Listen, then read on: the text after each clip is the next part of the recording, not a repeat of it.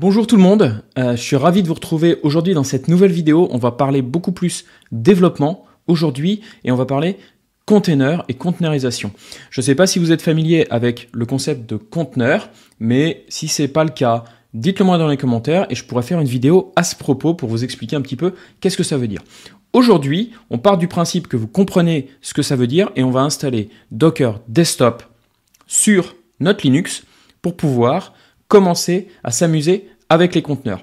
C'est la première étape d'une série de vidéos sur lesquelles on va avancer sur l'utilisation des conteneurs Docker au sein soit de développement, soit pour faciliter pas mal de choses sur l'utilisation de votre ordinateur, et notamment de votre Linux.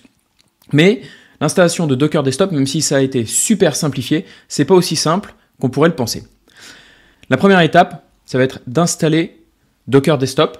Pour cela, on a un package .deb qu'on va télécharger, donc vous pouvez commencer par le télécharger, et ensuite on va s'amuser à réaliser les différentes étapes qui sont là.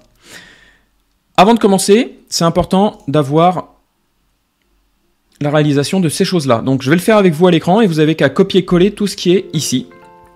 Donc là, j'ai mis à jour HTTPS et ainsi de suite, j'ai ajouté la clé officielle GPG de Docker.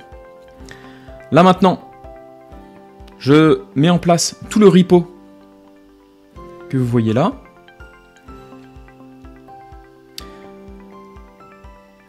Là, je suis en train d'installer le Docker Engine, Containerd et Docker Compose, les dernières versions.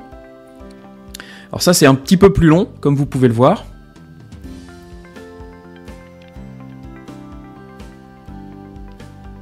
Voilà, ça télécharge, c'est fini.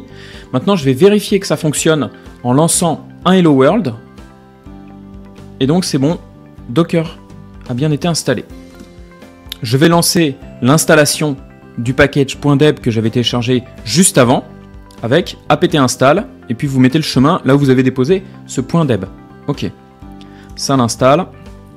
Vous mettez yes, je veux bien l'installer. D'ailleurs, si vous ne savez pas, mais il y a une commande dans apt install pour dire s'il y a un yes, tu le mets quoi qu'il arrive. Comme ça vous évite à chaque fois de le faire. Si vous savez ce que vous faites. Donc c'est bon, je viens d'installer mon package Docker Desktop.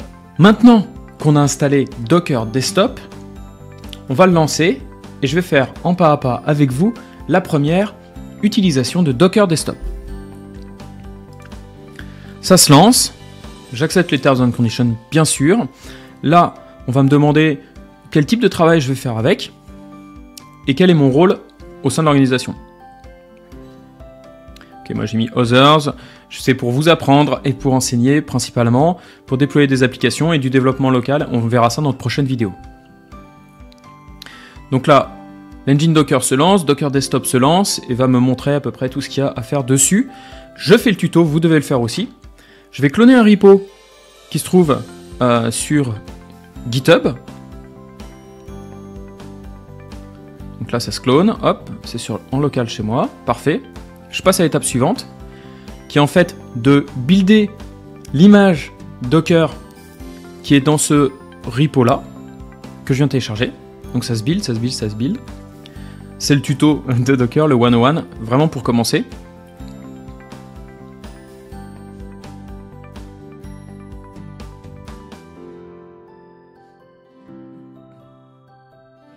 Ça se build. Vous pouvez le voir. Voilà. En 22 secondes, ça a pris. Next step. Et donc là, en fait, qu'est-ce que je vais faire? Maintenant que j'ai une image, je vais lancer le conteneur avec l'image. Et c'est parti. Donc là, c'est bon. Je suis dans Docker Desktop. Tout s'est installé correctement. Je vais aller dans mon dashboard. J'ai le Docker tutorial, donc le conteneur que je viens de lancer avec l'image que j'ai téléchargée. Et là, on peut voir qu'il y a des possibilités supplémentaires avec des extensions et ainsi de suite. Et on va parler de tout ça plus tard dans d'autres vidéos. Donc voilà, maintenant vous avez un Docker Desktop qui fonctionne correctement sur votre ordinateur.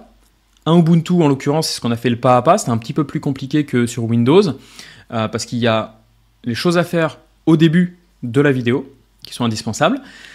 Donc maintenant, on est prêt pour réaliser plein de choses. Si vous avez besoin de comprendre ce que c'est le conteneur par rapport à une machine virtuelle, vous le dites dans les commentaires, on fera quelque chose. Et il y a beaucoup de vidéos qui vont arriver là-dessus parce que moi, c'est quelque chose que j'utilise assez intensément, les conteneurs. Et je pense que quand vous êtes dans le développement, c'est quelque chose qui est devenu indispensable maintenant. Donc, abonnez-vous. Restez au courant des vidéos qui vont sortir et on en parle très très vite dans plein d'autres vidéos. D'ici là, restez sécurisés sur le net et ailleurs. Et on se retrouve très bientôt pour de prochaines vidéos. Allez, ciao ciao!